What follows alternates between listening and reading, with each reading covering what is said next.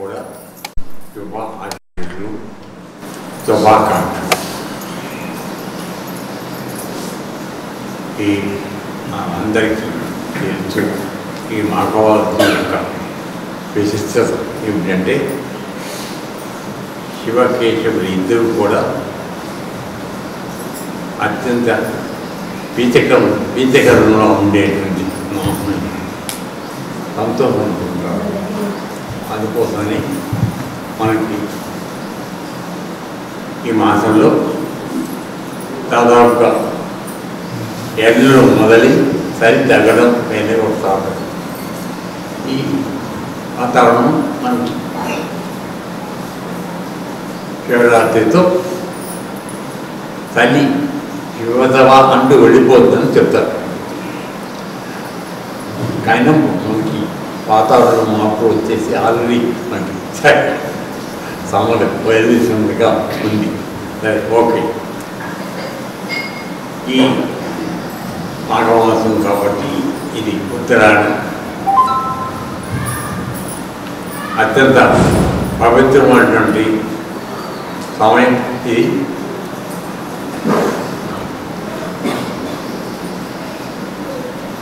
అన్ని రకాల ఓర్తముఖం అయినటువంటి ప్రయత్నాలన్నీ కూడా ఈ ఇతరులను చేయడం ప్రయత్నం. ఎందుకంటే వాతావరణంగా చూసేటట్లయితే చలి తగ్గిపోయి వాతావరణంలో వేడి రావడం మొదలవుతుంది. అందువలన మన ప్రయాణంతో కూడా ఊర్ధముగా వెళ్ళడానికి అనువైన సమయం. కాబట్టి ఈ మాసానికి మొదలు పెడితే మనం అందరం కూడా మనం చేస్తున్నటువంటి యోగ సాధన ఏదైతే దాన్ని ఇంకా ఉత్సాహంగా చేయడం మంచిదని ఉద్దేశం. కాబట్టి మనందరం కూడా ఇంకొకసారి గురుదేవుల యొక్క అనుగ్రహం ప్రార్థన చేసుకుంటూ మన ప్రయత్నాన్ని కొనసాగిద్దాం. ఇంకా ఉత్సాహంగా ఈ యోగాన్ని ముందుకు తీసుకెళ్ళి మనతో పాటు 10 మంది అయినా ఈ ప్రయోజనం పొంది మనకి మానవ జన్మ రావడానికి గల ఉద్దేశం ఏదైతే ఉందో అది ఏమిటంటే నిన్ను నువ్వు తెలుసుకోవడం, నీలో ఉన్న పరమాత్మని తెలుసుకోవడం. ఆ విధంగా నీవు మళ్ళీ పరమాత్మలో ఐక్యం అయిపోయి మళ్ళీ జన్మకు వెళ్లకుండా ఉండడం కేవలంగా మానవ జన్మ ప్రధాన ఉద్దేశం. దురదృష్టవశాత్తు మనకి ఆ విషయం చెప్పేవాళ్ళు మనం పాటించలేదు. వచ్చిన వాడు కూడా ప్రాముఖ్యమైనటువంటి విషయాల్లో పడిపోయి దాన్ని దూరం చేసుకుని మళ్ళీ జన్మల చక్రంలోకి వెళ్ళిపోతుంది. అదృష్టం అన్నింటి చంద్రరాజు ఆ మార్గం అందించబడింది. కావాలి అందరూ కూడా దాన్ని సవినియోగం చేసుకొని మరొకసారి అందరినీ ప్రార్థన చేస్తాం. ఎందుకంటే దీనికి సంబంధించిన ఇంకొక విషయం గురించి ఇవాళ మాట్లాడదామని అనుకుంటున్నాను. మనందరికీ కర్మ యొక్క ఆవశ్యకత అందరికీ తెలుసు. కర్మ అంటే ఏమిటి అక్క? కర్మ అంటే నీ తెలిసిన భావన చెప్పు. కర్మ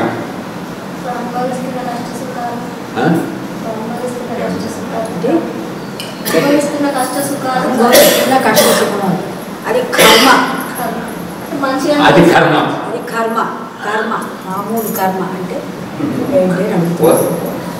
ఆ కర్మే తప్పుడు పని చేసినప్పుడు కర్మకి అది కర్మకి అన్నమాట. మనం చేయనటువంటి కర్మ చేయకపోతే అది మన కర్మ కావాలి. కాబట్టి భగవంతుడు ఒకరి మాట్లాడడానికి నాలుగు ఇచ్చాడు, కానీ అబద్ధాలు ఆడటానికి నాలుగు ఇచ్చాడని, ఒకరి తెలివితేటలు ఇచ్చాడని ఆయన వల్లి దాని ఒక్కరిని మనం మార్చుకుంటాం. ఈ చేయడం చేస్తే ఏమవుతుందంటే మనం చేసే ప్రతి కర్మం కూడా మన కర్మలకు తీసుకెళ్ళే అవకాశం. ఈ కర్మం మనందరికీ కలగాలని ప్రార్థిస్తాం. ఎందుకంటే ఎవరిని వీలైతే వాళ్ళు మోసం చేద్దామని ప్రయత్నంలో వెళ్ళిపోతున్నాం. అతికి తెలియదు. దయచేసి ఈ మార్గం కాదు. మన ముందు పూర్వీకులు తెలివి తక్కువ అని అనుకుంటున్నారా? ఎందుకు వాళ్ళు ధర్మంలో ఉన్నారు కథ. అందుకని ధర్మాన్ని పాటించడం యొక్క ఆవశ్యకత వాళ్ళకి తెలుసు. అందుకని కష్టమైన పాటించారు. మనం ఏం చేస్తున్నాం? ఎంత వీలైతే అంతవరకు దాన్ని దుర్వినియోగం చేసి అధర్మాన్ని పాడుతున్నాం. దానివల్ల పాడటం మనమే పొందుతున్నాం. అది వరకు చిన్న వయసులో ఉన్నవాడు చనిపోవడం, పెద్దవాళ్ళు ఉండగా చిన్నవాళ్ళు పోవడం ఇటు లేవు. అదేనా ఇప్పుడు ఎందుకు జరుగుతుంది? ఎందుకు జరుగుతుంది? ఒక్కసారి ఆలోచించండి. మనం చేస్తున్న పాపాలు మనం కర్మగా మారుతాం. మంచి మాట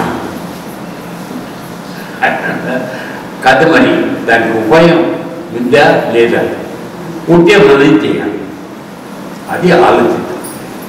సరే, ముందుగా ఈ కర్మ యొక్క విశేషం ఫలితం ఎలా ఉంటుంది అని తెలుసుకోవడానికి ఉదాహరణగా సాక్షాత్ పరమాత్మ రూపం తీసుకుని రాముడిగా వచ్చాడు కదా. మనం కొలుస్తాం కదా రాముడు. అలాగే కృష్ణుడు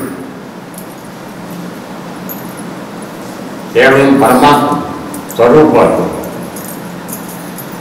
అయితే వాళ్ళు కూడా ఈ కర్మ ఫలితాన్ని అనుభవించడం జరిగింది. ఏ విధంగా జరిగింది నిన్న కథగా చెప్తారు. రాముడు వారి విషయంలో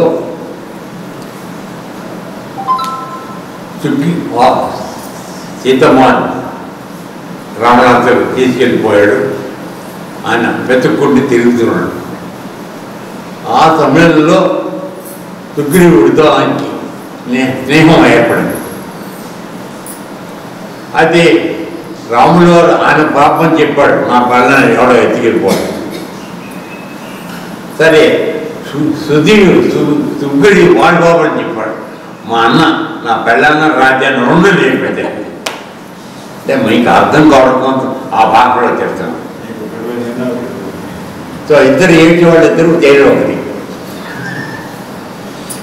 సరే, అప్పుడు రాముడు వాడికి వాగ్దానం వచ్చాడు.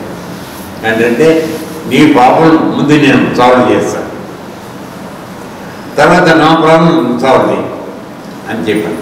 సరే, అగ్నిపాక్షిగా ఇద్దరు మైత్రి చేసుకుని సరే. దాని ప్రకారం ఏమిటంటే సుగ్రీవుడు అన్న వాడి రాజ్యాన్ని భార్య రెండు చెరబట్టి వాడు అనుభవిస్తున్నారు. కాబట్టి ఇప్పుడు వాలి సంపన్నిస్తారు రాముడు వారికి. మరి రాముడు వారికి ఆ శక్తి ఉందే లేదా అని ప్రయత్నం చేయడానికి ఒకరోజు బయటికి తీసుకెళ్ళి ఒక 7 అరటి చెట్లు, తాటి చెట్లు వరుసగా ఉన్నాయి. ఒకే బాణంతో ఆ 7 చెట్ల తలకాలు కొడితే మా అన్నం తప్పగలదు, లేకపోతే లేదు. పరిచి పెట్టాడు. అంటే మనకి కెపాసిటీ ఉందా లేదు. ఇప్పుడు మమ్మల్ని కూడా ఆశ్రమం మా దగ్గర విషయం రాత తెలుసుకోవడానికి ప్రయత్నం చేస్తారు కదా. వాటి చదువుకు వచ్చినాయి, ఎవరికి వెళ్ళొచ్చినాయి, ఆయన మా మైండ్ ప్రయాణం చేస్తుంటారు. అలా తప్పలేదు, చాలా కష్టం. ఎందుకంటే నువ్వు పూర్తిగా నమ్మిన తర్వాత కూర్చున్నావు. అదే కాదే వాడిని పరీక్ష చేద్దాం ఉద్దేశం రావట్లేదు. అర్థం అదే నేను చెప్పేది చాలా అర్థవంతం. సరే, అయిపోయింది. సరే, రాములను తీసుకెళ్ళారు. ఈయన బాణం వేశాడు. 7 చెట్లు తలకాలు తెగుడు రైట్ నువ్వు పనికి వస్తావు ఇప్పుడు వెళ్దాము సరే అనుకోండి వెళ్ళి వాడు కొండ మీద ఉంటే వెళ్ళారు అరే రారా కిందకి రాలేదంగా వెళ్ళి పెంచాడు ఎవరు పక్కన చెప్పాలి నాకు రాదు కదా నేను చంద్రబాబు చేసేవాడిని ఇప్పటి మనం ఎక్కడున్నాం అంటే ఈ మనం అంతే చొబాష్ అన్నాడు మనం ఎక్కడున్నామో అనేవాడు చంద్రబాబు ఉన్నట్టుంది అప్పుడు గురుగారు అందిస్తారు శభాష్. సో ఇది యుద్ధాన్ని మమ్మల్ని పిచ్చాడు సరే ఈ యుద్ధాన్ని పిచ్చాడు ఎన్నిసార్లు దెబ్బలు తెచ్చాడు మళ్ళీ వస్తున్నాడు అనుకుని సరే పిలిచాడు కదా ఎందుకంటే 2 విషయాలు యుద్ధాన్ని పిలిచినప్పుడు ఎవరు మనకనుకోండి రెండోది జోదానికి పిలిస్తే మనకున్న ఉండవాడు రాజు రాజ్యం మనందరికి కాదు ఓకే సరే వెళ్ళేప్పటికి మామూలుగా వచ్చాడు వాలి పడేసి శుభ్రంగా మన చపాతీ పిండిగా రుద్దాడు బాగా వాయించాడు ఈ దెబ్బతో పాడిపోయాడు శుక్రుడు అయిపోయింది సరే లోపలికి వచ్చిన తర్వాత రాముడు వారు అడిగాడు నువ్వు ఏదో చేస్తాను నేను దెబ్బలు ఇబ్బంది అమౌంట్ పోయింది ఏంది ఇదంటే మీ ఇద్దరు ఒకళ్ళని ఉన్నారా నేను ఎంతో మానయ్యాలి నాకు తెలియదు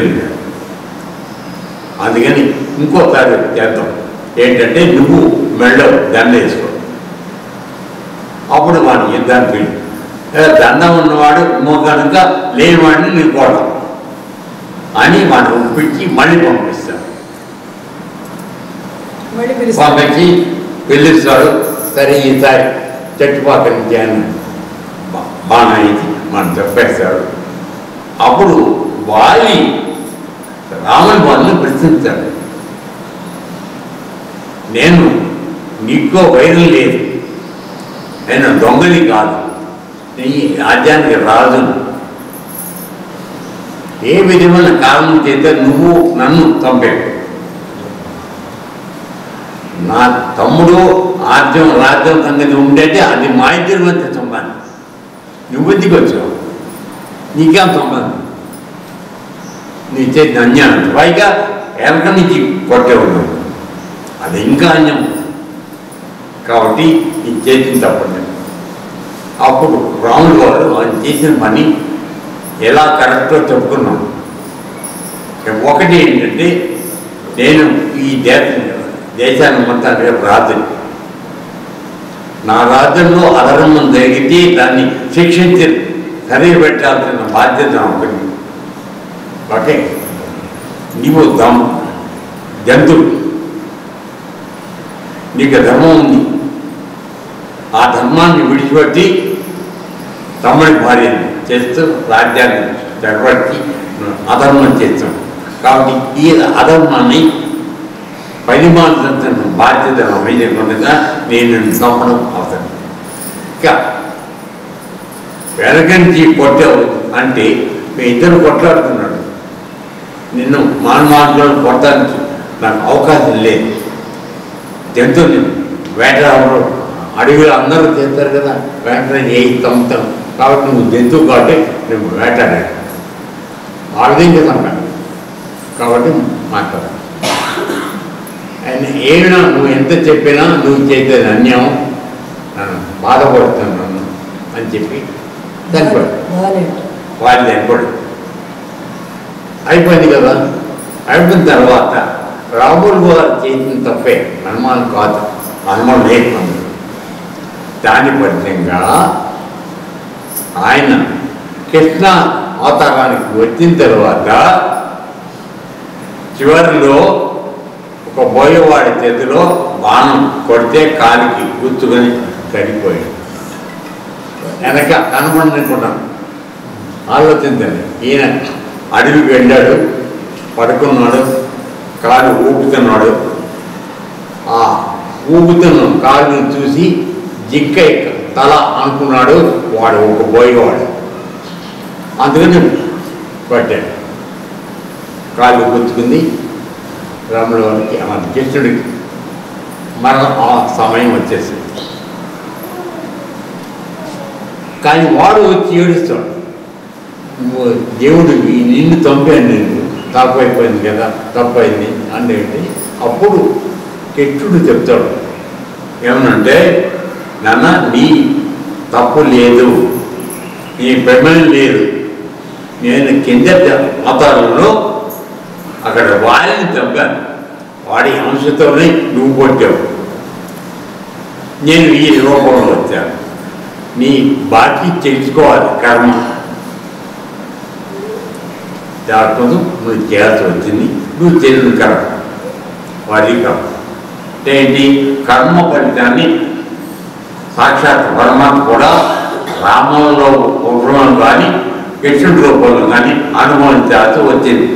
కాబట్టి మామూలుగా పుట్టిన మనం బతకంటూ ఒక్కసారి ఆడుకుంటాం. ఓకే, కాకపోతే రెండో కథంగా వచ్చేసి కృష్ణుడితో కూడా అనుభవించాల్సి వచ్చింది, రాముడితో అనుభవించాడు, కృష్ణుడు అయిపోయిన తర్వాత ఇంకో కథకి వెళ్దాం. కృష్ణుడు దేవకి జన్మించాడు కదా, వాడు కంసుడి దగ్గర దాదాపు 14 సంవత్సరాల జైల్లో ఉన్నాడు. 8 పిల్లలు కానీ 8వ పిల్లలు కానీ ఈయన వచ్చాడు కదా. సో అయిపోయింది, వాళ్ళ జైల్లో ఉన్నారు. ఈయన పెద్ద అయిన తర్వాత 14 ఏళ్ళు అయిన తర్వాత కృష్ణుడు మొదలు వచ్చి కంసుడిని చంపి తల్లిదండ్రులను విడిపించాడు. అప్పుడు జీవికి అడిగింది, నా కంత తల్లి నీవు నన్ను ఇంత తాను వాడు మా అన్నం అన్నప్పుడు ఏడిపించాడు జైల్లో, నువ్వు పుట్టిన తర్వాత కూడా 14 సంవత్సరాలు జైల్లో ఉన్నాను, ఏంటి అన్యాయం, ఎందుకంత ఆలస్యం చేశావు అని చెప్పి అడిగింది తల్లి. అప్పుడు కృష్ణమారాయణ చెప్తాడు, అమ్మా ఆలస్యం అన్నమాట వాస్తవమే, కానీ ఎందుకు చేయాల్సి వచ్చింది అంటే, నువ్వు నేను రామ అవతారంలో ఉన్నప్పుడు కౌల్య తల్లి కౌశల్య కొడుకుగా పుట్టాను, రావణ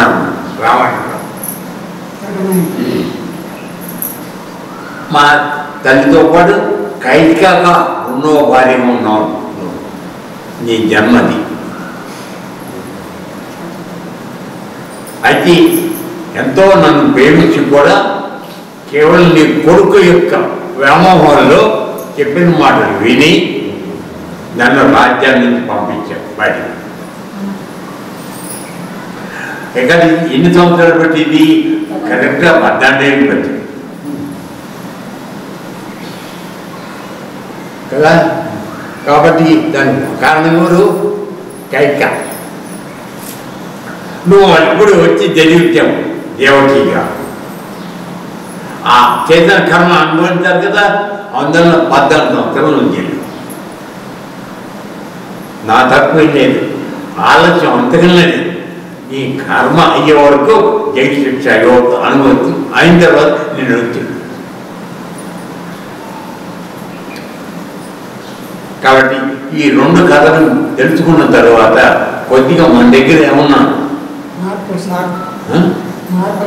మార్పు కాదు, ఆలోచన రావాలి, కనీసం తప్పుడు పనులు చేయొద్దని ఆలోచన రావాలి నా ఉద్దేశం. ఇంకా మామూలుగా అది పర్వణం మొదలెద్దాం, పర్వణం మొదలెత్తి మామూలుగా జరిగేదాన్ని ఆలోచన చేద్దాం. ఎలా సపోజ్ ఓకే, మనం మామూలుగా ఉన్నాం కదా, మామూలుగా మనందరూ ఉన్నాం, బలహీనత ఏది కనపడితే ఎత్తి లోపలేవు అన్నాక నిజం చెప్పండి. ముఖ్యంగా పక్కవాడైతే తొందరగా ఎక్కింది.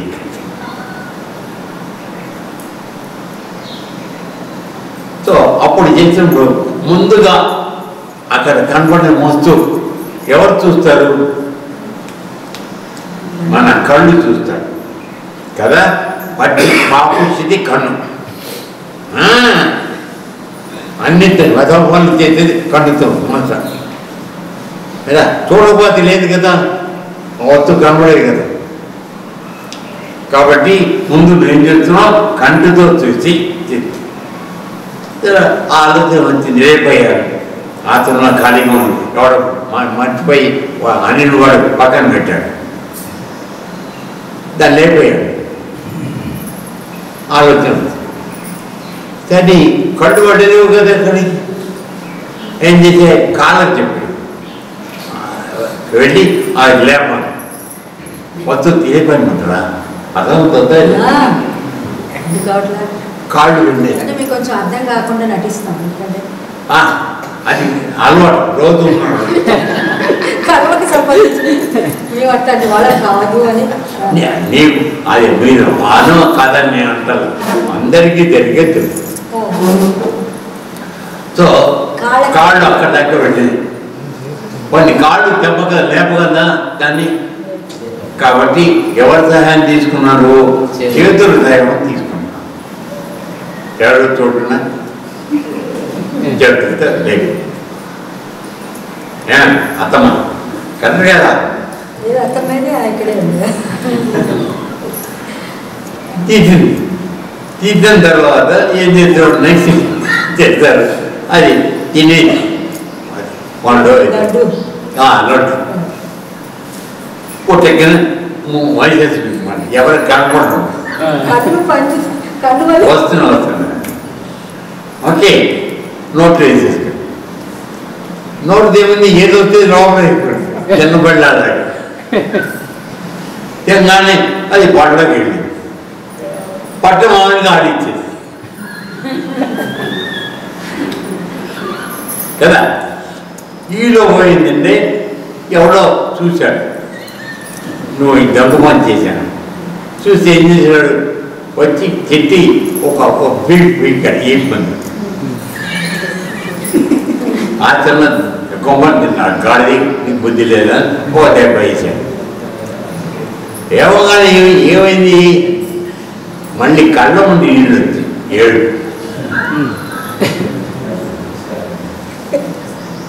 కదా. 7 బ్రదర్ ఉత్తేగా మాటలనే ఏడుస్తారు కదే అక్క, కొట్టకల్లా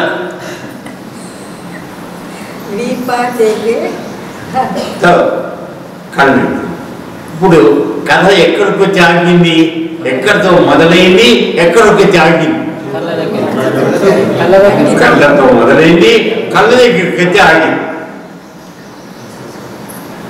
ఈ మధ్యలో వచ్చిన పాటలన్నీ దేనికి పనికిరావు.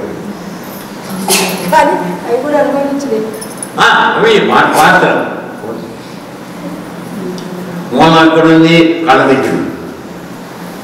ఎండింగ్ ఎక్కడ వచ్చింది, సమాప్తి అక్కడ కళ్ళ దగ్గర. కాబట్టి ఇప్పుడు ఆ 2 కథలు, ఈ కథ మనం కొద్దిగా గుర్తుపెట్టుకుంటే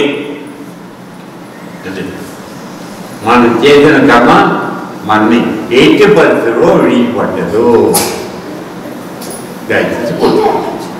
అమ్మాయిలు జాగ్రత్త, మరి అట్లీస్ట్ అమ్మాయిలన్నా జాగ్రత్తగా ఉండాలి. అబ్బాయిల సంగతి ఇవాళ అక్కడే పోయింది. మా పిల్లలు శుద్ధాలు నీ తగ్గుకు మాట్లాడు, జనరల్గా చెప్తారు. జనరల్ అది అంటే తగ్గ ఎక్కువగా అవినీతి పనులు ఎక్కువగా మొగాళ్ళు తీసావు, తప్పుడు. ఇప్పుడు ఆడవాళ్ళు ఎక్కువ తీస్తారు, మళ్ళించారు. ఎందుకంటే ఏజీబీ వాళ్ళు వచ్చేసి ఆడవాళ్ళు ఎక్కువ మంది. కానీ మనమా అన్నది అని వద్దు, ఆ సంగతి మాట్లాడుకుంటుంది ఆవిడ ఇతనిగా మాట్లాడు. బట్ మన విషయం ఏంటంటే, సరే ఇంత తప్పుడు పని చేస్తుంది కదా, తెలియక కంతో చూస్తే వీపుకి దెబ్బలు వస్తాను నాకు తెలియదు కదా. మొన్న తప్పు చేస్తే దెబ్బలు పడతాయని అనుకోని చేయం కదా, ముందుగా తెలిసి చెయ్యం. మరి ఇంతన్నీ తెలుస్తుందంటే ఇక్కడ దాని మరి ఎలా వాళ్ళందరికీ బతకడం ఎలా, ప్రపంచంలో ఎలా ఉండాలి అనుకుంటే దానికి భగవద్గీతలో మనకి మార్గం చెప్పడం జరిగింది. ఏం చేశాడు అంటే మొట్టమొదటిలో కర్మ చేయాలి ప్రతి ఒక్కరు. మనందరం ఏంటంటే కర్మ అంటే ఏంటో మనకు తెలియదు కదా. దొంగతనం చేస్తే నా కర్మ అనుకున్నాను కాదు. నువ్వు కంటిని చూసి దాన్ని పొందాలి అనుకుంటే అది కర్మ. నీ తీసుకున్నావా తీసుకెళ్ళలేదు తర్వాత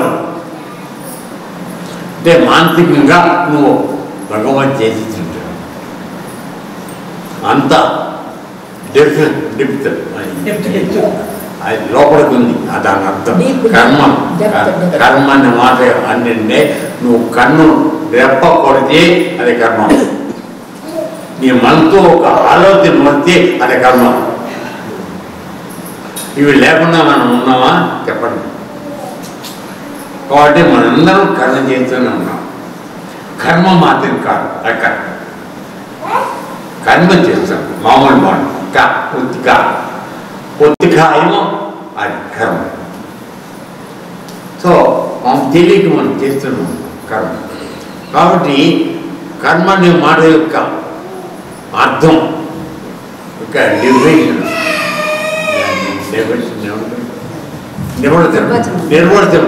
అంత లోపలికి ఉంది. అది తెలుసుకోకుండా మనం చేస్తాం. కాబట్టి ఈ కర్మని చేయకుండా ఉండగే మనకి లేదు ఎవరు కూడా. అవునా కాదు? ఎలా పోతూ చూడకుండా ఊరుకున్నావా? కనబడితే ఇలా ఎంతకు ఉన్నావా ఉంటావా బండే ఉన్నావు కదా. కాబట్టి మనం కర్మ మంచి కానీ చెడ్డ చేయకుండా ఉండాలి. ఆమె చేసేటప్పుడు మరి ఒక జంతువు పశువు ఉందండి, దానికి తప్పు చేస్తున్నాం పుణ్యం చేస్తున్నాం తెలియదు. కాబట్టి అది కనబడితే తినవచ్చు ఇలా తీసుకుంటుంది ఏది వచ్చింది.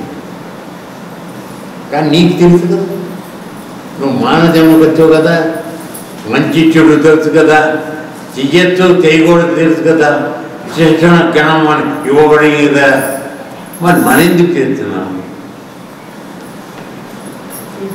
అంటే భగవంతుడు ఇచ్చినట్టు ఆ జ్ఞానం ఉందో దాన్ని ఎప్పుడు వాడుకుంటాడు.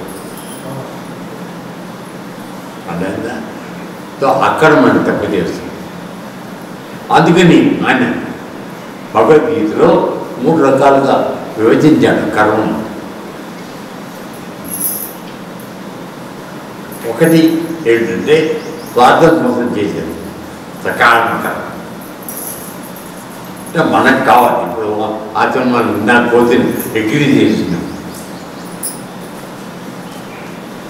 అక్కడ కూర్చున్న తర్వాత ఎంతసేపటి నేను సమితి ఇస్తానా లేదా వాళ్ళు దాని మీద ఆలోచన. కానీ ఒకటే ఉంటున్నాడు కదా, 2-3 ఎందుకు వేయకూడదు. నేను ఎక్కువగా సమితిని చేస్తే నాకు ఎక్కువ పుణ్యం వస్తుందని మన ఉద్దేశం. అవునా కదా? ఏమన్నా పూజ అయిన తర్వాత ఇంకోసారి వచ్చి కూర్చొని చేయడం ఎందుకు చేస్తాను? నేను తప్పు అంటున్నా. అందరికీ ఉన్న ఆలోచన అర్థం. ఎక్కువ చేస్తే ఎక్కువ అవుతుందండి, కానీ ఎక్కువ చేస్తే పాపం కూడా అవుతుంది. అది కూడా నా బాధ అర్థం. సో అందువల్ల మనం ఏంటంటే కర్మ చేసేటప్పుడు స్వార్థం కోసం ఆలోచించకండి ఎక్కువ. మన కుటుంబం ఉంది, అవతరం ఉంది, పిల్లాడికి అన్నం పెట్టాలా అక్కర్లేదా? అది దెబ్బట అవుతుంది. వాడి కోసం అన్నం వండుతున్నాం, పెట్టాలి. అది స్వార్థం అనుకుంటాం. ఎందుకంటే నీతో పుట్టిన పిల్లాడు ఆహారంలో ఉన్నాడు, వాడు పెట్టాడు. కాబట్టి ఇక్కడ సగాముగా ఎవరిని వద్దరుతుంటా నేను సొంతకూడదు అన్నం పడతాను. సో సకామకరణ చేసినప్పుడు ఎప్పుడూ కూడా కేవలం నా రావాలి అనే ఉద్దేశం చేయకండి, అది మంచిది కాదు, సకామకరం మంచిది కాదని చెప్పాడు. అది మీకు అర్థమవుతుందో లేదో, నా భాష ఎంత అర్థమవుతుందో నాకు తెలియదు. ఆయన అర్థమవుతుందా? సకామకరం రెండోది నిష్కామకరం. అంటే నేను ఆచరణకు వచ్చాను, ఒక పని నాకు అప్పచెప్పారు, అది చేసుకుంటూ వెళ్ళిపోతాను. సాయంత్రం అప్పటికి గురువాడు 100 రూపాయలు ఇస్తున్నాడా లేదా అని ఆలోచించలే కదా. మామూలుగా బయట అయితే కాయకీడు మనం అడుగుతుంది కదా, ఆచరణ మాట అడగకూడదు కదా. అతను వరకు అంటే కేవలం ఆచరణ సేవ కోసం చేస్తున్నాం, ఇందులో స్వార్థం లేదు. మీకు అటువంటి కర్మను చేసినప్పుడు అది నిష్కామ కర్మ అవుతుంది. ఎక్కువసేపు నీ జీవితాన్ని నిష్కామ కర్మలో వాడుకోవడం వల్ల నువ్వు పరమాత్మకు దగ్గర అవుతున్నావు, పాపాలు తగ్గించుకుంటున్నావు, కర్మ నుంచి దూరం అవుతున్నావు. కర్మ అనుభవించాల్సిన అవకాశం రాకుండా నువ్వు చేసుకుంటావు. మార్గం మనం ఇవ్వబడిందా లేదు. తర్వాత ఇక మూడోది ఏంటంటే కర్మ లేకుండా ఆగిపోవడం. దాని పేరు అకర్మ. అకర్మ మూడోది. అది కూడా భగవద్గీత చెప్పాను. ఏమిటి అకర్మణ అంటే? నువ్వు చేయవలసి వచ్చినా దాంతో నీకేం సంబంధం లేదు. ఎక్కువగా గవర్నమెంట్ పనిచేసేప్పుడు ఎక్కువ వాళ్ళు అకర్మలో ఉంటారు, పనిచేయాల్సిన పని చేయరు. ఎవరన్నా వచ్చి కలిస్తే తొందరగా చేస్తారు. అది కాదు అని చెప్పేది. నువ్వు చెయ్యి పని, కానీ దాన్ని ఏమవుతుందన్న సంగతి పట్టించుకోవాలి. ఈ కారణం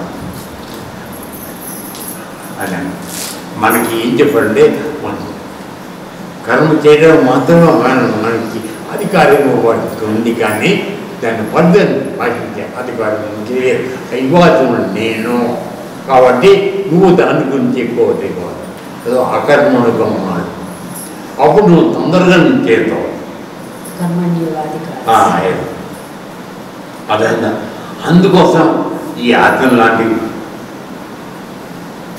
ప్రాంతాల్లో ఆ విషయాన్ని మీకు చెప్పడానికి ప్రయత్నం జరుగుతాను. మీరు వచ్చిన తర్వాత అది వదిలేసి ఊరుగారికి ఏమో మొక్కలు పెడదాము, ఆయనకి ఎక్కువ కోపం చేస్తూ ఉంటాడు.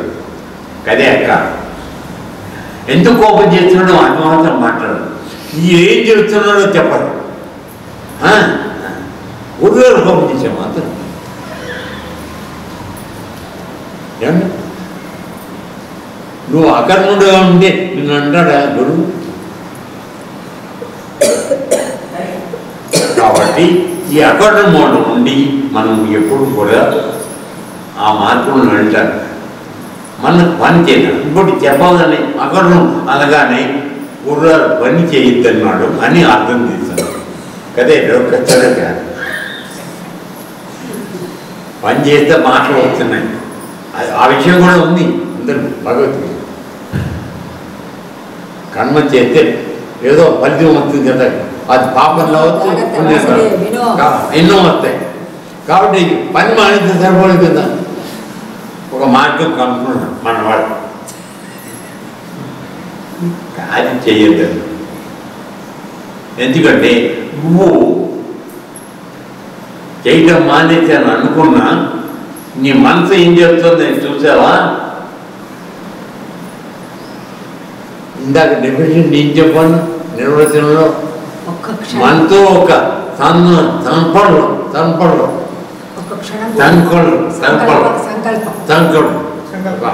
ఆలోచన అలా వచ్చిపోతే అది కర్మ అయిపోయింది. అది లేకుండా మనం ఉన్నామా? కాబట్టి మానసికంగా మనం తప్పు చేస్తున్నామా లేదా? బయట ఏంటి ఇట్లా మానపడతారు, కానీ నాకు పడితే బాగుంది పెద్ద ఎందుకు నీకు అన్నాను నాకు ఇవ్వకూడదు రోజు అచ్చిపాలు చెప్తూ ఉంటారు మా ప్రతాప్ ఆచరణ. ఒకటికి పొరపాటు చిన్న మొక్క వచ్చింది. అదే నేను తప్పంటేనేమో దయచేసి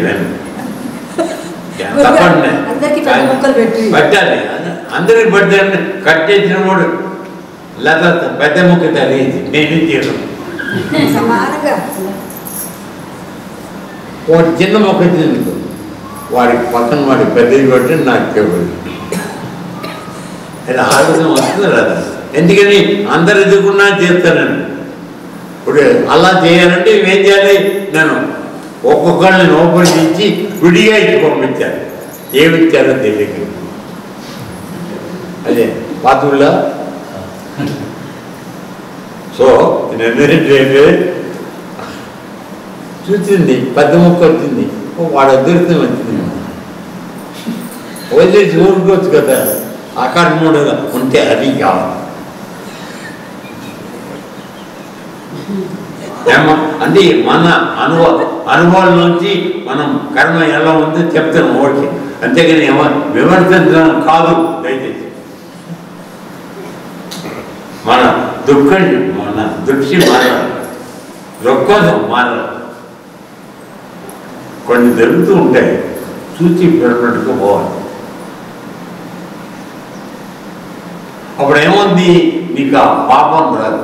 పక్కాడు ఇచ్చాను అనుకున్నాం మనసు అనుకున్నాం. దాని భర్తం నీకు వస్తుందా రాదు? నిర్వచనం ప్రకారం కర్మ వివాచనం ప్రకారం మనకు వస్తుందా రాదా? అది ఎందుకు వేసేసుకుందాం మనం? వాడు పెట్టాడు గురువు గారు పోనీ. సో ఇది ఉదాహరణ మాత్రమే. కాబట్టి ప్రపంచంలో మనం జీవించేటప్పుడు కూడా కొన్ని విషయాల పట్ల మన సంబంధాన్ని లేనివి మనం పట్టించుకోవడం అనేది. దానివల్ల మనం ఎక్కువ తప్పులు చేయకుండా తగ్గింది. మరి ఆత్మలో కనపడాలని నాకు తమ్మల్ని అది అనకండి. అది తప్పు. ఎందుకంటే చెప్పిన విషయాన్ని యాత్రిగా చూసుకోవడం కొద్దిగా అక్కల భాషను చేయకండి. అది చెప్పాడు. మనకు మాటలు రావడం ఒక్కరిని ఆలోచించి చేయకండి. అది లేకుండా ఉంటే మనం కర్మ చేయకుండా మంచి ఉండే అవకాశం లేదు కనుక కర్మ చేద్దాం. వీళ్ళంత వరకు ప్రార్థన లేకుండా చేద్దాం. వీళ్ళంత ఆయన దాన్ని కూడా కమిషన్ ఇచ్చాడు ఆయన. చేసినప్పుడు కావాలనుకుని చేయి, తప్పేం లేదు. ఎందుకంటే అది లేని అసలు గదలు లేదేమో. అయితే అది అయిపోయిన తర్వాత అది ఫలాలుగా వస్తేనే నేను కూడ్డాం అని అన్నాను. ఇప్పుడు తప్పదు. పద్దును మిర్చి బజ్జీలు వేయించాము. రతం విజయ్ దివ్య వేసింది కదా. వేసిన కాయల్లో ఒక కాయ చిన్నది వచ్చింది, ఒకటి పెద్దది వచ్చింది. అన్ని మిర్చుడికే వేసేటప్పుడు చిన్న మొక్కలు పడింది. పక్కవాడికే పెద్ద మొక్క పడింది పెంచి. దాన్ని కూడా బాగా సో ఇప్పుడు ఇంతసేపు మాట్లాడుకున్నాం కనుక ఇప్పుడు భోజనాలు కూర్చోగానే మిర్చి మొక్క చిన్నదో చిన్న పెద్దది దానిపోతే ఆడకండి. అది చేసే పోనీ. సో ఆ విధంగా మనం ఆలోచిస్తే మనం కర్మ మార్గంలో ఎక్కువగా లోపలి దిగిపోకుండా మనం జీవితానికి అవకాశం ఉంది. అందువల్ల ఈ కథలు కానీ అనుభవాలు కానీ చెప్పిన విషయాన్ని మనతో ఉంచుకొని ఇక ముందు మనం కొద్దిగా మంచి మార్గంలో మార్చి రావడం వల్ల అప్పుడు మనందరికీ చెప్పినటువంటి కృష్ణ పరమాత్మ ఉద్దేశం ఆశయం అది అది నెరవేరి ఇక రాజు మధ్యత వద్దు నేడిన చెప్పింది పెట్టింది చంద్రగారి ఆశించి చెప్పి ఆశ వద్దు దేవుడు అని చెప్పున్నాను వీళ్ళ చెప్పండి అన్నాడు. అందుకని ఆయన ఆశ కోరిక కదా అందరికీ చెప్పాను కదా పెట్టింది.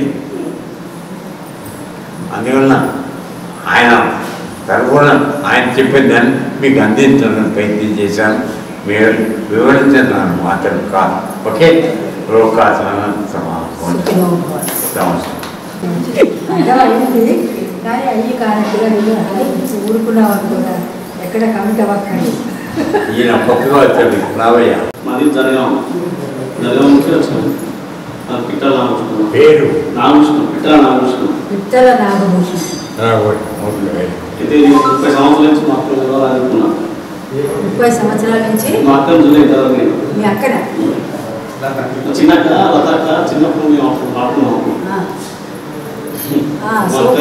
మా అక్కను చూసిన ఇప్పుడు మీకు కూడా అదృష్టంగా వచ్చింది. ఒక మ్యారేజ్ లో అందరినీ కలిసాడంటమ్మా. అయితే నన్ను చూడలేదంట.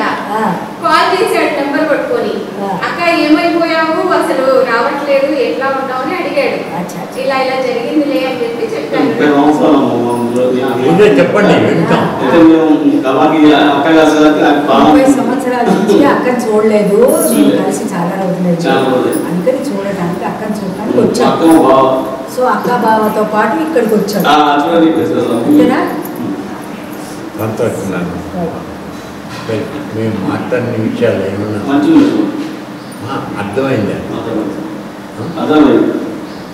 పైగా అల్లుడు వస్తే మాకు ఒక ఆయన వచ్చి అడిగాడు అండి. అతను అతని భార్య మా దగ్గర ఉపదేశం తీసుకున్న తర్వాత సరే అతనికి కూడా ఈ మాంసాహారం ఇవన్నీ చేయడం పద్ధతి కాదని అర్థమైంది. సరే మానేశామని చెప్పాడు. ఓకే అన్నాం. ఒకరోజు ఫోన్ చేశాడు. ఫోన్ చేసి ఏమన్నాడంటే, అమ్మగారు ఈరోజు మా బావమరిది మామగారు మా ఇంటికి వస్తున్నారు, ఖచ్చితంగా మేము మర్యాద చెయ్యాలి అని చెప్పారు. సరే అందుకని మేమేం ఆలోచించామంటే, ఆయన ఆలోచన విషయం కూడా చెప్పారు. ఏం ఆలోచించామంటే, మన ఇంట్లో చేస్తే తప్పు కాబట్టి హోటల్ నుంచి ఆర్డర్ చేసి పొట్లాలు తెప్పించి పెట్టేస్తాం. చెప్పగానే వీడు మేము కూడా చేయమంటారు. ఆప్షన్ వచ్చింది. హోటల్ నుంచి తీసుకొచ్చి పెడతాము, మరి అది బాగానే ఉంటుంది కదా, నీ పాపం చేసినట్లు కాదు కదా అని అన్నారు. సో ఇప్పుడు దీనికి ఏమిటి చెప్తారు మరి? మనం అట్లా చేద్దామా? అదే కదా ఉపాయం.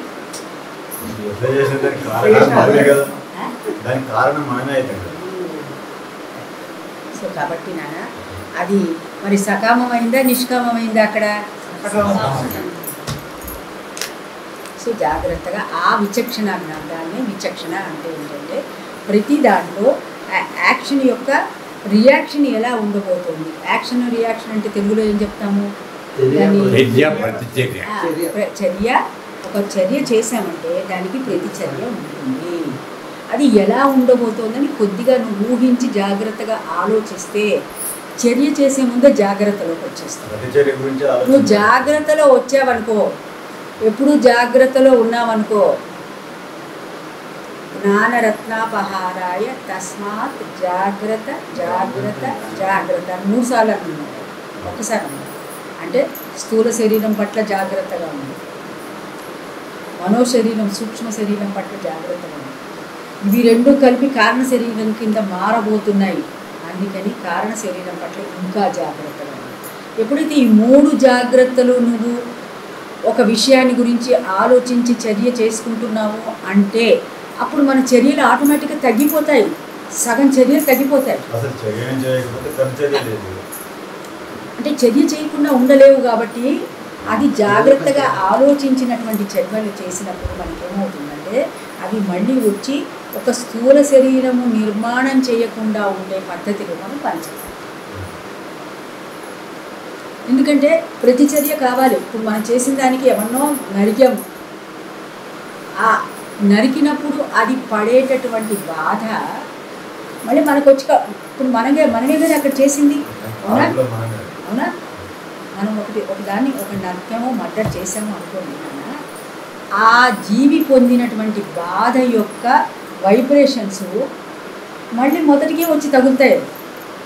అవి ఎక్కడికి వెళ్తాయి? దాని స్థూల శరీరానికి, స్థూలం అంటే ఏంటి, కనపడే శరీరానికి మనం పెట్టాం కష్టం కాబట్టి అది మన శరీరానికి వచ్చి కూర్చుంది కదా. అది నరికితే ఎంత బాధపడాలో నువ్వు కూడా నువ్వేం చేసావు, దాంతోపాటు అది నరికావు, ఓకే అంతవరకు. కానీ ఇంకా కొన్ని సత్కర్మలు కూడా చేసావు, అప్పుడు ఏమవుతుంది, ఆ నరకటం అనే కష్టము పోదు, ఎక్కడికి పోదు, అది కూడా అనుభవించాల్సింది. ఎలా అనుభవిస్తావు? ఎక్కడి నుంచో పడతావు, కాలో చెయ్యో విరుగుతుంది, విరిగినప్పుడు ఆపరేషన్ చెయ్యాలి. ఆ నరికినప్పుడు ఎంత పడుతుందో అది నువ్వుల బాధ. ఆ విధంగా మనకి అనేక రకాలుగా వచ్చి మనకి ఈ కష్టాలు మనకి ఈ శరీరానికి వచ్చి అంటుకుని ఉంటాయి, స్థూల శరీరానికి అంటుకుంటాయి. సో ఎప్పుడైతే ఒక కర్మ చేసే ముందర మనం విచక్షణగా జాగ్రత్తగా ఇది ఈ కర్మ ఎటు మారబోతోంది, ఏ విధంగా రూపుదిద్దుకోబోతోంది అని తెలుసుకుని ఉన్నప్పుడు మనం చాలా కర్మల నుంచి విత్డ్రా అయిపోతాం, చేయకుండా అయిపోతాం, ఆగిపోతాం. ఆషామాషిగా ఇప్పుడు జోవియల్గా ఆయన అన్నట్లుగా ఆయన చాలా జోవియల్గా మాట్లాడుతున్నారు. ఎందుకు అంత జోవియల్గా మాట్లాడగలుగుతున్నాడు? ఆ తినటము తాగటం వల్ల వచ్చేటటువంటి దుష్పరిణామాలు అతనికి తెలియవు కాబట్టి, తెలిసిన వాడు భయకంపితుడైపోతాడు. తెలియవు కాబట్టి ఏమనుకుంటున్నాడు వాడు, అదే ఆ ఎంజాయ్మెంట్ అప్పుడే గుర్తుంటుంది వాడికి, కానీ ఎంజాయ్మెంట్ తర్వాత వచ్చేటటువంటి బాధ నరకం అతనికి తెలియదు కాబట్టి ఉన్నదని అనుకో. సరే గౌరవం పొందాడు పొందలేదు ఎందుకంటే దాని యొక్క పరిణామం ఏమిటో అతనికి తెలియదు కాబట్టి. ఇంకా చిన్న పరిణామం కూడా అతను గుర్తించలేకపోతున్నాడు కాబట్టి మాంసాహారం తీసుకుంటాం, మసాలా అన్ని పెట్టి తిన్న తర్వాత ఏం జరుగుతుందని ఉదాహరణ మాంసం ద్వారా తిన్నవాడ ఏం జరుగుతుంది ప్రాపర్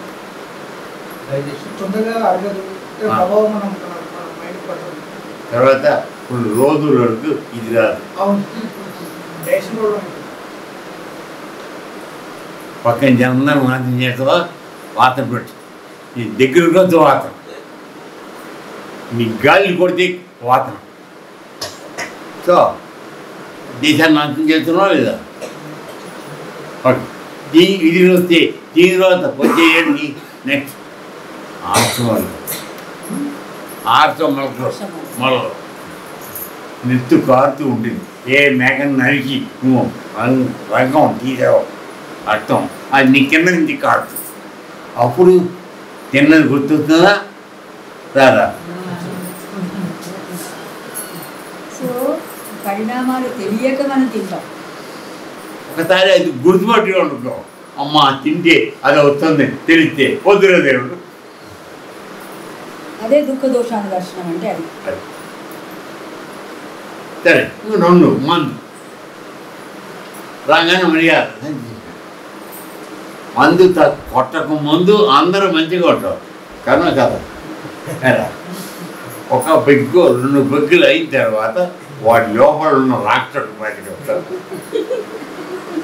అంతవరకు వాడి ముందును కోపం అవి అన్నీ నువ్వు దొంగ పని చేసావు ఇది చేసావు అని తిట్టడం మారు కారణం ఉండదు. లోపల మందు కోపం అయిపోయింది కదా. తర్వాత తాగి పడుకున్నాం అన్నీ 2 కనపడటం మొదలుగుతుంది కదా. చూస్తే 2 కళ్ళుగా గ్లాసులు 2గా కనపడతాయి. ఒక మనిషి తర్వాత వస్తున్నాం అయిన తర్వాత పడుకుంటే ఇద్దరు నిద్ర పట్టదు, అంతా తిరిగిపోతూ ఉంటుంది. అంటే తాగేవాళ్ళు తిరుగుతాయి అది. ఇక తర్వాత దీనికి వెళ్ళినా అదే వాసన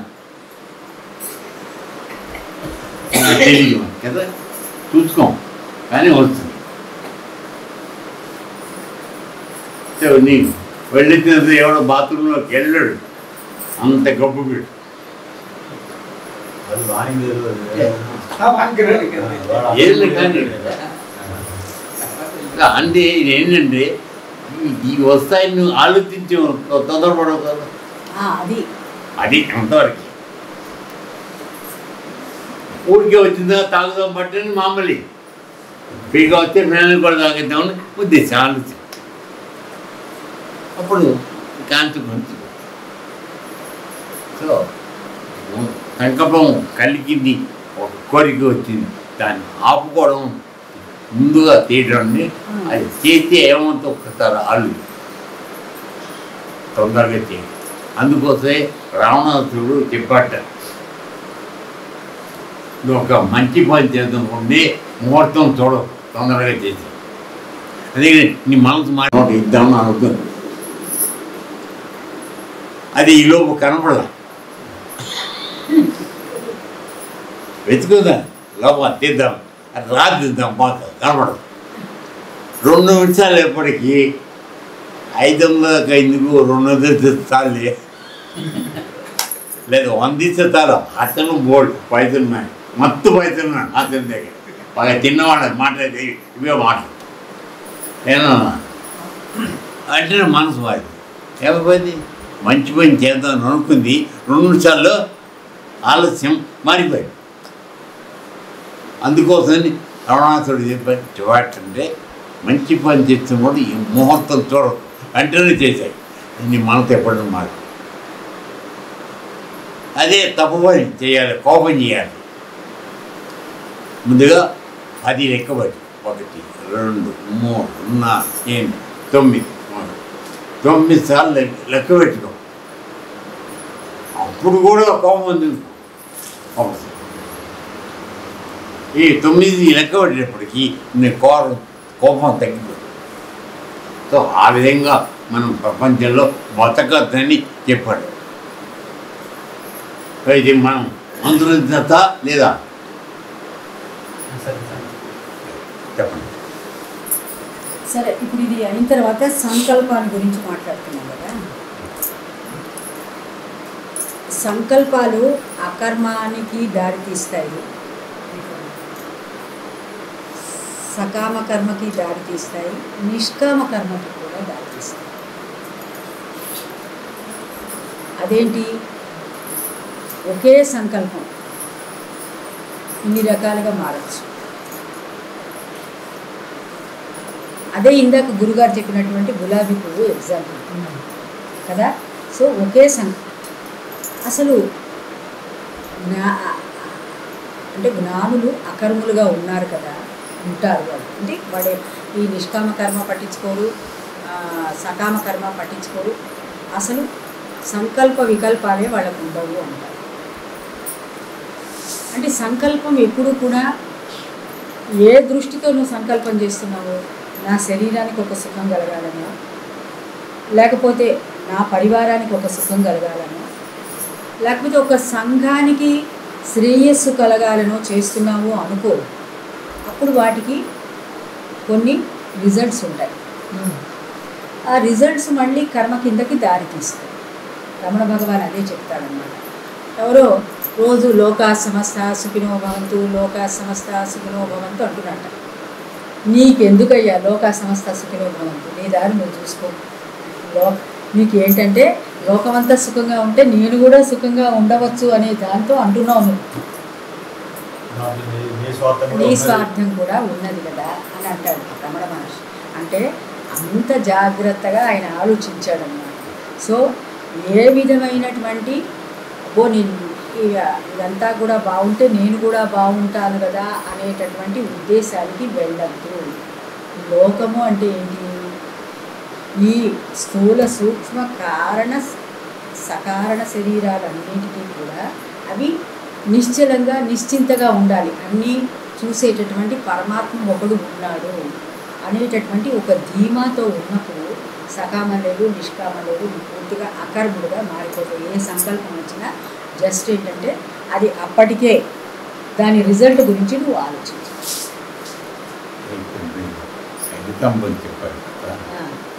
ఆ లోకా సమస్త సుఖినో భవంతు. దానికి ఎలా చెప్పారంటే మామూలుగా అందరం భోజనం కూర్చుని మనకి అర్థమై భాషలో చెప్తాం, తొందరగా అర్థమవుతుంది. అందుకు అందరూ వడ్డంలో కూర్చున్నాం, భోజనం పెడుతున్నారు.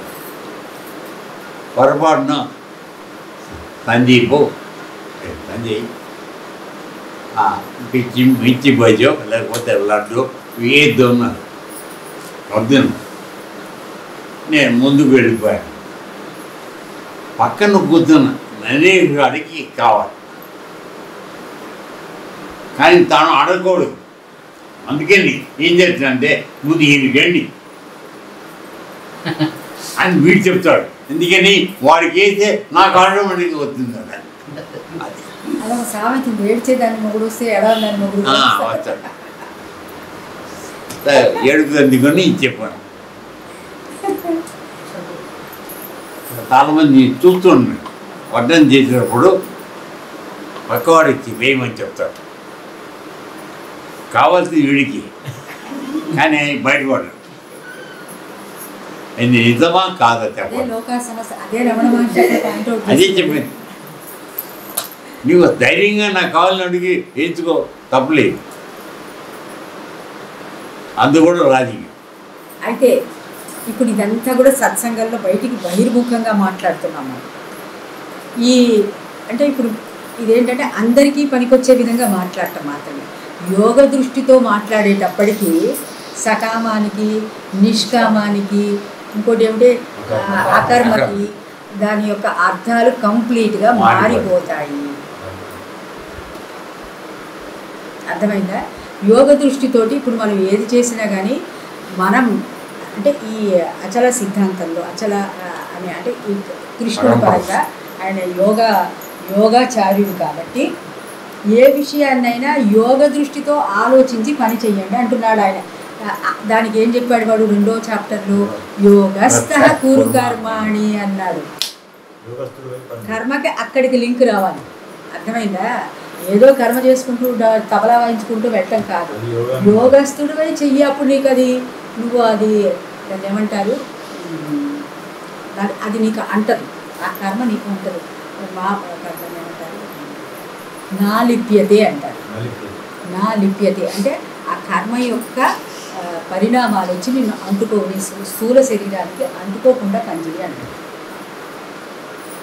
అదే నైపుణ్యంతో పని చెయ్యి అంటారు. యోగస్థుడి అంటే యోగం అంటే ఏంటి అక్కడ? కుశలత్వం. కుశలత్వం అంటే ఒక తెలిసిన తనంతో పనిచేయి, తెలియకుండా అడ్డదిడ్డంగా చెయ్యొద్దు. నువ్వు చేసేదానికి పరిణామం ఏంటో తెలుసుకుని చేసావనుకో, అది మామూలుగా బయటికి చెప్పడం. యోగ దృష్టితో యోగస్థుడివై ఆ స్థానంలో ఉండి పనిచేసినప్పుడు నీకేవి అంటావు అని చెప్తున్నాను. అప్పుడు ఏ కర్మఫలము నిన్నొచ్చి అంటుకోదు, నా లిప్యతే. సో కాబట్టి మనం ఇప్పుడు యోగ మార్గానికి వచ్చారు కాబట్టి మీరందరూ కూడా సరే రాని వాళ్ళకి జాగ్రత్తగా ఆలోచించి తస్మాత్ జాగ్రత్త జాగ్రత్త జాగ్రత్త అన్నారు. అది శంకరాచార్యుడు చెప్పినట్టుగా శంకరాచార్యుడు కూడా అది కూడా యోగానికే చెప్పాడు. అది కూడా యోగానికే చెప్పాడు. ఏది?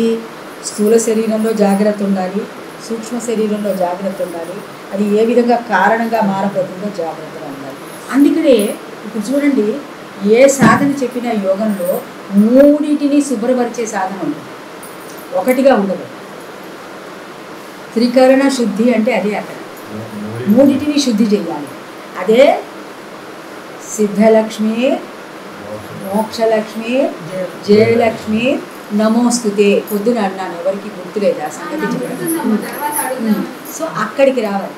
అసలు లక్ష్మి అంటే ఏమిటి? ఇందాక ఇప్పుడు వీడు నువ్వు వరదరాజులు అడిగిన దానికి కూడా దీనికి కనెక్షన్ వస్తుంది.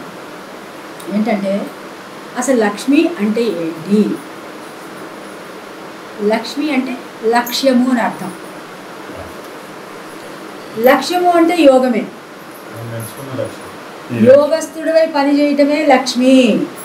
అదే సిద్ధలక్ష్మి, అదే జయలక్ష్మిగా మారుతుంది, అదే మోక్షలక్ష్మిగా మారుతుంది. మనం ఎంతసేపు లక్ష్మి అంటే కుబేరుడో లేకపోతే డబ్బో ధనమో అది అనుకుంటున్నాం. లక్ష్యము కలిగి పని చేయటం అంటే ఇప్పుడు చూడండి, నువ్వు ఒక పని చేస్తున్నావమ్మా. ఇప్పుడు మొన్న ఎన్నో రకాలైనటువంటి వృత్తులు ఉన్నాయి మనకి ఇక్కడ. అనేక కుమ్మరి ఉంది, కమ్మరి ఉంది, అనేక రకాల వృత్తులు ఉన్నాయి కదా. వీటిల్లో నువ్వు ఏ లక్ష్యంతో పని చేస్తున్నావు కదా. సో ఆ లక్ష్యము జాగ్రత్తగా ఆలోచించి చేసినప్పుడు ఏమవుతుందంటే వాటి యొక్క ఫలితము మనము అనుభవించకుండా ఉండేటటువంటి ఉపాయాన్నే ఈ భగవద్గీతలో చెప్పారు. ఎంత జాగ్రత్తగా చేసినా బయటికి కొన్ని మనకి తప్పులు పోతాయి. అందుకని యోగస్థుడివై ఆ గురుస్థానంలో ఆ గురిలో ఉండి ఎప్పుడైతే నువ్వు పని చేయటం మొదలుపెట్టావో నీకు ఏ కర్మ వచ్చి నువ్వు అందుకోవు. అక్కడ సంకల్ప వికల్పాలు లేనిది ఒకటి ఉన్నది లోపట. దాని అంతా ఎప్పుడైతే గురి పెట్టి నువ్వు పని చేశావో ఆ గురి లోపల నుంచి ఫస్ట్ అది నిష్క్రియ రూపంలో అకర్ముడుగా ఉన్నదాని నుంచి అది నైష్కర్మ్యానికి వచ్చి మళ్ళా సకర్మం కింద మారకుండా ఉండేటటువంటి ఉపాయాన్ని భగవద్గీతలో చెప్పబడుతుంది. ఇది మీకు ఎంతవరకు అర్థమైందో అర్థం కాలేదు, జాగ్రత్తగా ఆలోచించండి. యోగస్థుడివై కర్మ చేయమని జాగ్రత్తలో ఉండి, యోగం అంటే ఏంటి? జాగ్రత్తలో ఉండి కర్మ చేయాలి. లక్ష్యము అంటే గురి అని అర్థం, గురిలో ఉండి పని చేయమని. సో కాబట్టి నువ్వు ఎప్పుడైతే గురి తప్పావో అది స్థూలానికి వచ్చి తగులుతుంది, సూక్ష్మానికి వచ్చి తగులుతుంది, కారణానికి కూడా వచ్చి వెంబడిస్తుంది. నిన్ను నీ వెనకాల అనేక జన్మలకి నీ వెనకాల ప్రయాణం వస్తుంది. సో ఇది అసలు చెప్పినటువంటి. అయితే ఇక్కడ సిద్ధలక్ష్మి, జయలక్ష్మి, మోక్షలక్ష్మి, సరస్వతి, తర్వాత సరస్వతి అని కూడా అంటారు. ఇక్కడ సిద్ధలక్ష్మి అంటే ఏంటి? మనకి అన్నీ సిద్ధం చేసే పంపించాడు భగవంతుడు. మనకున్నటువంటి లక్ష్ములు ఏమేమి ఉన్నాయి మన దగ్గర? ప్రతి మనిషి పుట్టంగానే లక్ష్మితోటే వస్తాడు. ఏమిటా లక్ష్మి? ఏమిటా లక్ష్మి? ఏమిటా లక్ష్మిలు? లక్ష్యం లేదు అప్పుడు, లక్ష్మిగా ఉన్నాయి అవి. లక్ష్మీ కారణాలు మన కరచరణాలు, ఇంద్రియాలు, వీటితోటే కదా మనం అంతా సంపాదిస్తున్నాం కదా. సో కాబట్టి ఈ కాళ్ళతోటి చేతులతోటి సంపాదించిన దాన్నే ధనమని అనుకుంటున్నాము కదా. వీటిని కూడా ఒక గురి పెట్టి, ఏం గురి? ఆ గురి బహిర్ముఖమైన గురే, అంతర్ముఖమైన గురే. సో బహిర్ముఖమైనటువంటి గురి పెట్టి సంపాదిస్తున్నారు కాబట్టి అది అలక్ష్మి కింద మారుతుంది. అంటే లక్ష్మి కాని దానిగా మారుతుంది. అది కర్మ కాస్త కర్మ కింద మారుతుంది. అర్థమైందా? అర్థం కాదు. సో మీరు అంటున్నారు, మీరు చెప్పండి మేము వింటాం. సో మీరు అడిగితే అప్పుడు మీకు ఏది బాధ కలుగుతుందో మాకు అర్థమవుతుంది. మీరు డాక్టర్ దగ్గరికి వెళ్ళి ఏమంటామంటే, డాక్టర్ గారు మంది అన్నట్టు ఇవ్వడు. దేనికమ్మా మంది ఇవ్వాలి? అట్లా కాదయ్యా, నీకు ఇష్టం వచ్చిన మంది అని కదా. ఇష్టం వచ్చిన మంది ఇస్తే నీకు తగ్గుతుందా? నీకు ఎక్కడ నొప్పి, తలనొప్పి, కాళ్ళు నొప్పిలా, చేతుల నొప్పిలా, కడుపులో నొప్పి ఏదో చెప్తే ఆయన కరెక్ట్ మంది ఇస్తాడు, లేకపోతే మంది ఇవ్వలేదు. సో అట్లాగే రైల్వే స్టేషన్కి వెళ్ళి మా ఊరికి టికెట్, అది కాదు మా ఊరికి. సో అట్లా ఏంటంటే మీకు ఎక్కడ ఏమి డౌట్ ఉందో మీరు అడిగితే దానికి చక్కగా చెప్తాం. లేకపోతే మేము ఏమిటంటే ఆ పెద్ద సిద్ధాంతాలన్నీ తీసుకొచ్చి మీ మీద నెత్తి మీద పెట్టామనుకో ఏది అర్థం కాకుండా పెడతాం. ఉన్నది మనకి అడగాలి. మీరు చెప్పుకుంటారు మేము వింటామంటే కాదు. అది సరే. ఇప్పటికి మీకు అదే అంటే ఏంటంటే ఇప్పుడు ఈ కరచరణాలని గురి బహిర్ముఖంగా, ఇందాక గురుగారు చెప్పుకున్నట్టుగా బహిర్ముఖంగా అంటే ఏంటి? ఈ కళ్ళు, చెవులు, ముక్కు, నోరు, నాలుక, చర్మము ఇవి సూచించిన విధంగా వీటిని బయటికి అవి అన్నీ కోరుతూ ఉంటాయి. ఆ కోరుతున్న ఇప్పుడు కారు, ఒకడు అంబాసిడర్ కారులో వచ్చాడు, వాడు వీడెవడో వేరే కారులో వచ్చాడు. ఇక్కడ నువ్వు ఏ కారులో వచ్చాయి మేడం? ఏదో కారులో వచ్చాయి, ఎవరో కారు పెట్టారు అక్కడ, ఎవరిదా కారు? సరే, ఎవరిదో కారు ఉంది అక్కడ. సరే, ఇటువంటి కారుని కన్ను చూసింది, ఇందాక గురుగారు చెప్పినట్టు ఈ కారు నేను కొనుక్కోవాలన్నా. సో కారు కొనుక్కోవాలంటే నీ దగ్గర అంత ఫైనాన్షియల్ స్థాయి లేదు. బోల్డ్ బ్యాంకులు అప్పులు ఇస్తున్నావు నీ ఇంటి చుట్టారా తిరుగుతున్నారు. ఈఎంఐ ఏమంటే సులభమైన వాయిదాల పద్ధతిలో నువ్వు ఒక 3,000 కడితే చాలని అనుకున్నాడు వాడు. సరే, మొదట 3,000 అని చెప్తాడు వాడు. అంటే ఆ ఇంట్రెస్ట్ సంగతి చెప్పాడు, తర్వాత వస్తాయి సీన్లోకి. సో 3,000 కదా, ఎట్టాగొట్టా నేను ఇవ్వచ్చు నా జీతంలో నుంచి అనుకుంటావు. సో ఆ 3,000కి అనుకుని ఒక 2 ఈఎంఐలు కట్టంగానే ఇంట్లో ఒక 10,000 ఖర్చు వస్తుంది. అక్కడ 10,000 ఖర్చు వచ్చేటప్పటికి ఈఎంఐ అంటే మంత్లీ ఇన్స్టాల్మెంట్ కట్టేది. అప్పు తీసుకోగానే కట్టాలి కదా, డబ్బులు కట్టాలి కదా. సో మొదటి 2 నెలలు 3 నెలలు కట్టగలరు, ఆ తర్వాత కట్టలేదు. కట్టకపోయేటప్పటికి తడిసి 1 నెల మానేసేటప్పటికి 2వ నెలకి అది 6,000 అవుతుంది, 3వ నెలకి 9,000 అవుతుంది, తర్వాత 12,000 అవుతుంది. దాని మీద ఇంట్రెస్ట్ యాడ్ అవుతుంది. అప్పుడేమవుతావు? గురుగారి దగ్గరికి వచ్చి, అయ్యా నాకు చాలా కష్టాలు ఉన్నాయి, అందుకని ఆశ్రమానికి రాలేకపోతున్నాను, నేను అప్పులు కట్టుకోవాలి, అప్పులు తీర్చుకోవడానికి నేను ఎక్స్ట్రా పని చేయాలి.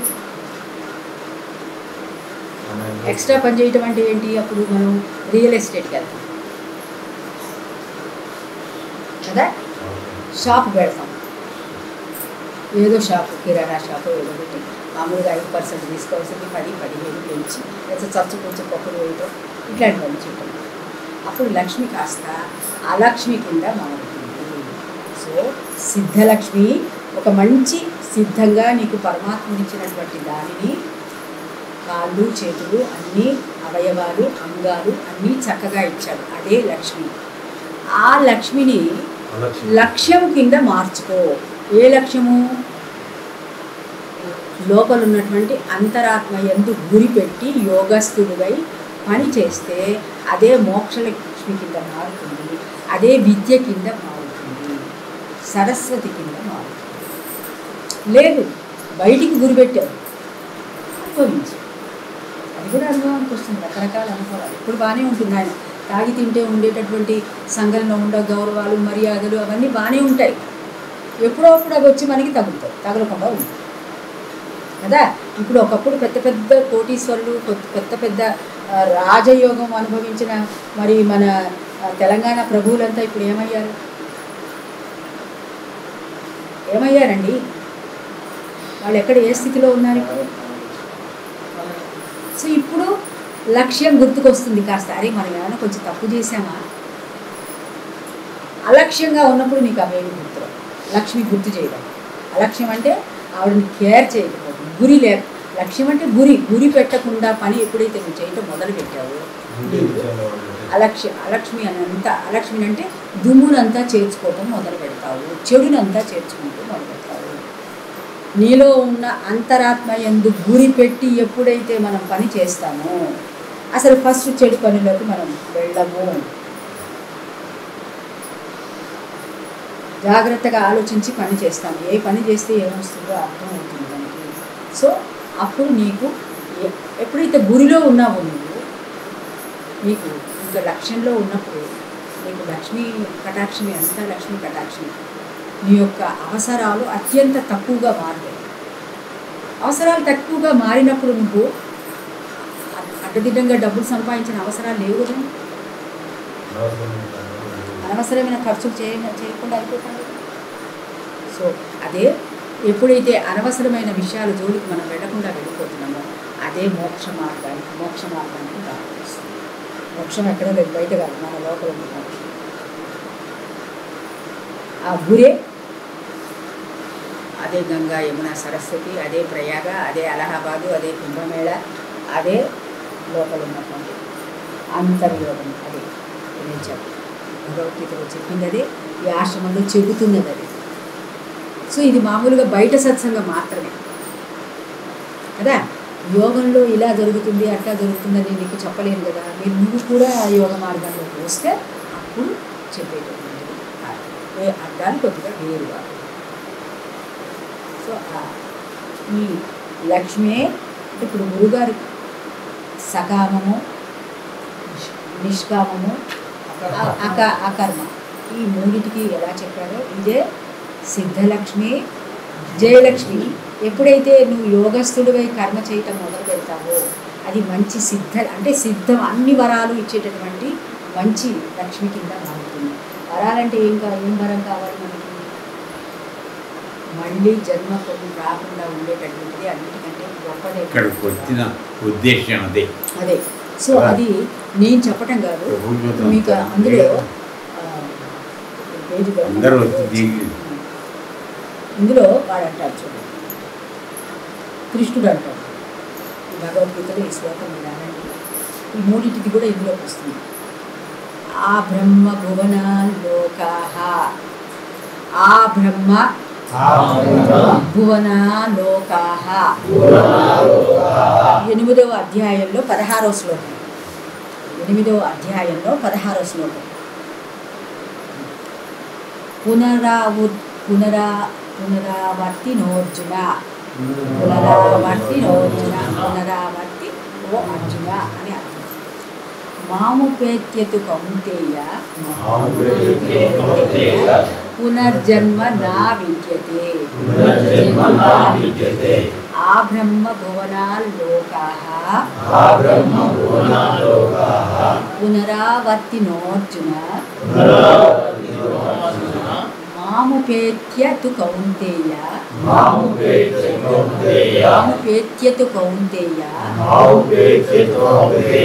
పునర్జన్మ నా విద్యతే. అంటే ఇక్కడ ఏమన్నారంటే అర్జున, బ్రహ్మలోక పర్యంతము అంటే బ్రహ్మలోకం మనకేంటి 14 లోకాలు ఉన్నాయండి.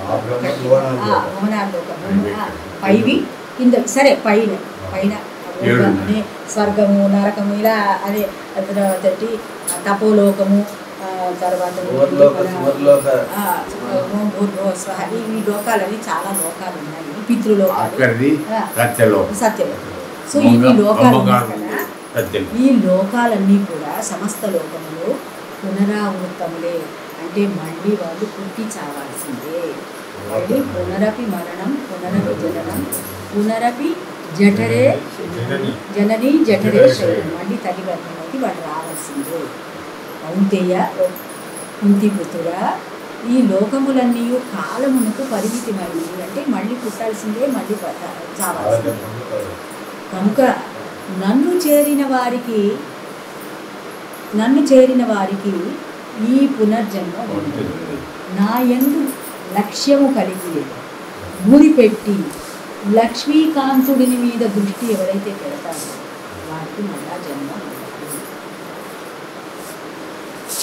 కాబట్టి ఆ గురి, సో ఆ గురి నేర్చుకున్నాం.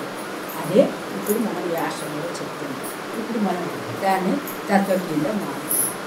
గురవే నమః, గురవే నమః, గురవే నమః.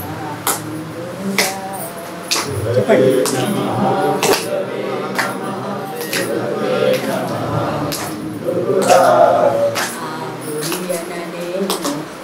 గురువనెవరు తెలియరురా, మరి తెలియరురా.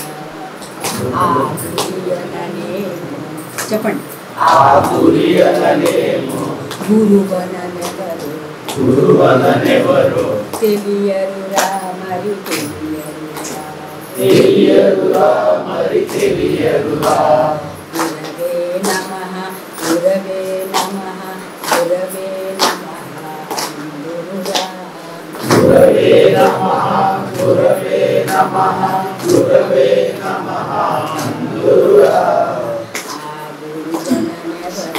గురుతననేరు తెలియరురా, మరి తెలియరురా.